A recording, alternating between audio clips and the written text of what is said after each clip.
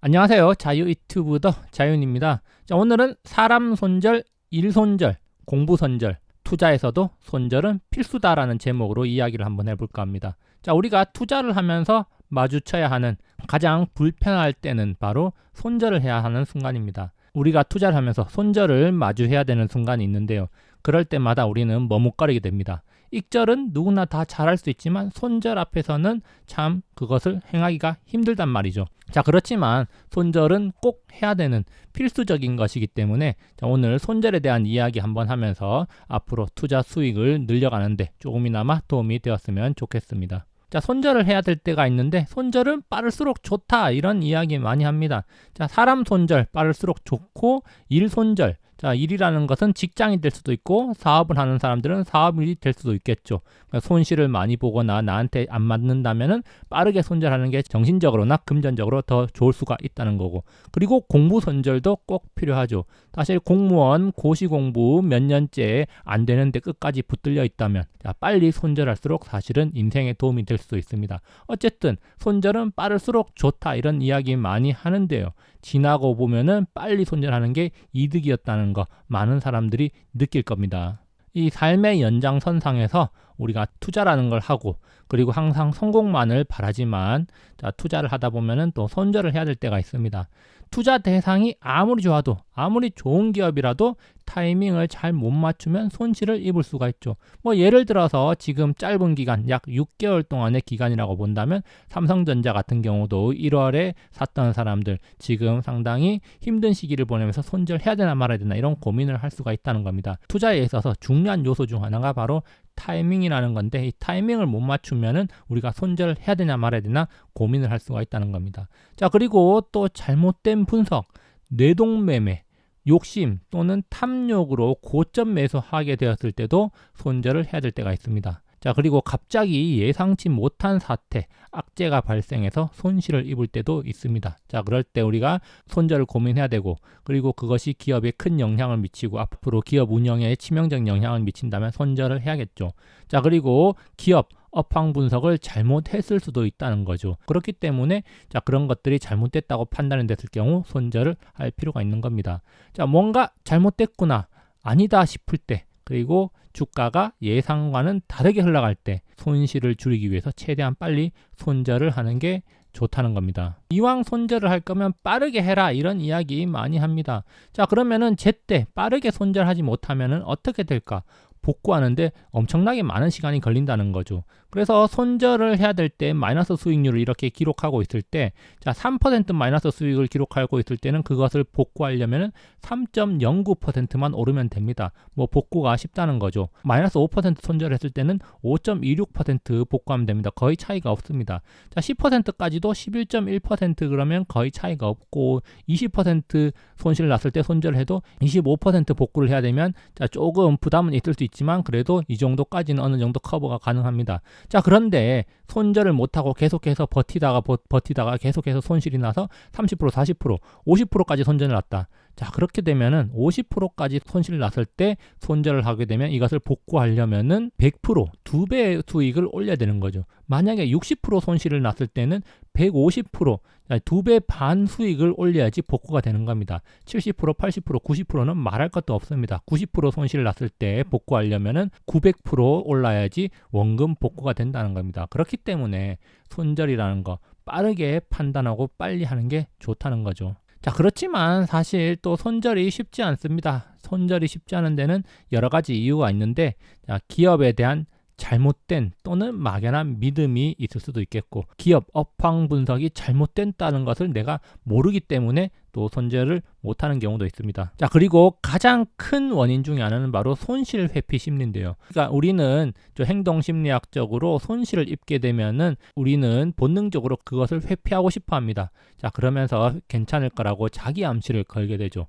자, 그렇지만 이 손실 회피 심리 우리가 과감히 던져버려야 되는데, 우리가 투자를 하다가 손실을 입었을 때 자, 심리학적으로 그리고 생리학적으로 우리 몸에 상당히 안 좋은 영향, 그것을 거부하려는 힘이 힘이 있기 때문에 그런 것들을 과감히 던져버리는 연습을 또 할 필요도 있습니다. 자, 손실을 확정짓기 싫어서 끝까지 붙들고 있으면 화를 더 키울 수 있다는 생각을 해야 됩니다. 작은 종양이 암이 되지 않도록 초기에 제거를 하는 게 좋겠죠. 앞서 살펴봤지만 빨리 손절할수록 자, 그거 원금을 복구하는 데는 시간이 더 적게 걸릴 수가 있다는 겁니다. 그러면은 이제 사람들이 이렇게 묻습니다. 손절 어떻게 하면 될까요? 손절의 기준이 있나요? 라고 이제 저한테 물어보는 사람들도 있습니다. 자, 물론 정해진 기준은 없습니다. 본인이 아파하지 않을 만한 기준을 잡고 실행을 해야 됩니다. 자, 누가 매도하라고 했다고 해서 매도하면 남 탓하기 쉬워집니다. 자신의 본인의 확고한 기준이 없다면은 상당히 우왕좌왕할 수가 있다는 거죠. 자, 그렇기 때문에 확고한 의지를 가지고 손절을 해야 되는데 기준을 잡으라는 겁니다. 자, 그리고 항상 생각해야 될 게 매도에는 언제나 아쉬움이 있을 수 있는데 그 아쉬움 우리가 또 스스로 달랠 줄도 알아야 된다는 거죠. 자, 그래서 저의 이야기 잠깐 해보면요.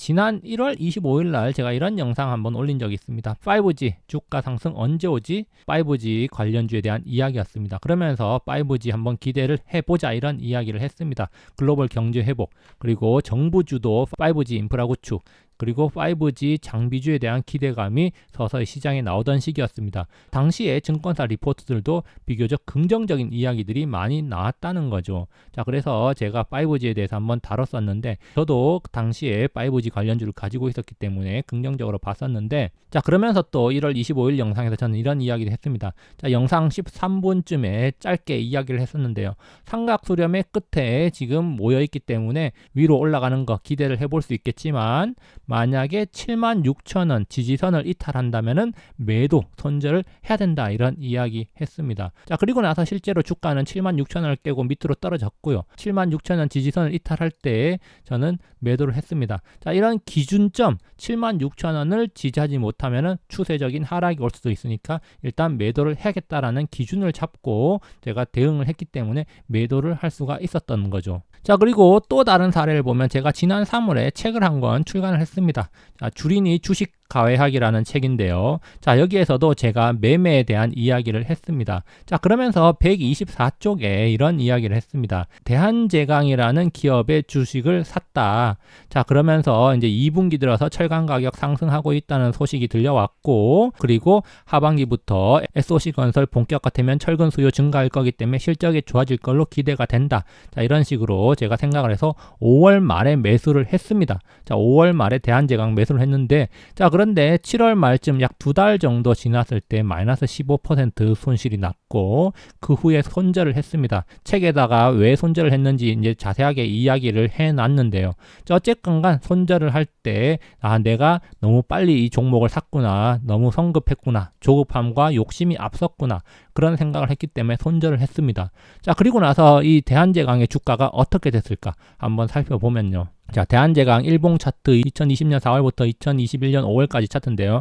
자, 이때 5월 말에 7, 8천 원 사이에서 제가 매수를 했습니다. 그러다가 잠시 오르다가 주가가 쭉 빠지면서 마이너스 15% 가까이 되자 제가 손절을 했습니다. 자, 그러면서 다른 종목으로 갈아탔는데요. 자, 그러다가 이 대한제강 주가 11월까지 횡보 조정을 거치다가 11월 이후부터 주가가 큰 폭으로 상승을 했습니다. 자, 7,000원에서부터 23,000원까지 3배나 상승을 한 거죠. 자, 저의 손절 결국에는 지금 1년 정도 지난 시점에 와보니까 손절 안 하는 게 더 나은 판단이었다. 1년 동안 3배나 먹을 수 있는 기회를 날려버린 꼴이죠. 자, 그렇기 때문에 사실은 이렇기 때문에 손절은 많이 아쉬움이 남는 법이라는 거죠. 자, 그래서 더더욱더 자신의 기준, 본인의 투자 기준을 제대로 세우고 매매를 해야 된다는 겁니다. 앞선 사례처럼 자, 아쉬움이 많이 남을 수도 있습니다. 손절을 할 때마다 내가 손절을 하고 나면 오르더라 이런 경우가 너무나도 많기 때문이죠.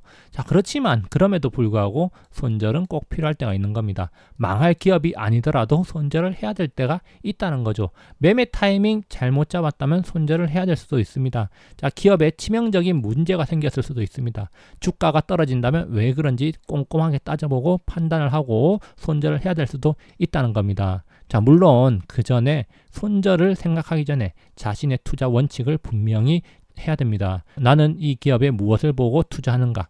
얼마나 보유할 것인가? 투자, 매수, 매도 판단 기준은 무엇인가? 이런 것들 우리가 한번 생각해 보면서 손절을 할지 말지를 한번 결정을 해야 된다는 겁니다. 결론입니다. 자, 우리 삶에서 손절은 필수입니다. 투자라고 예외일 수는 없습니다. 자, 투자, 수익을 얻기 위한 행위지만 우리가 손실이 발생할 수도 있고 그 손실을 빨리 털어내야 될 때도 있다는 겁니다. 그리고 중요한 거, 손실 회피 심리를 극복해야 됩니다. 손실에 대한 두려움이 아니라 손절이라는 행위가 더 좋은 기회를 만들 수 있는 일이 될 수 있다고 우리가 생각을 할 필요가 있습니다. 자, 그러면 손절은 무조건 득인가요?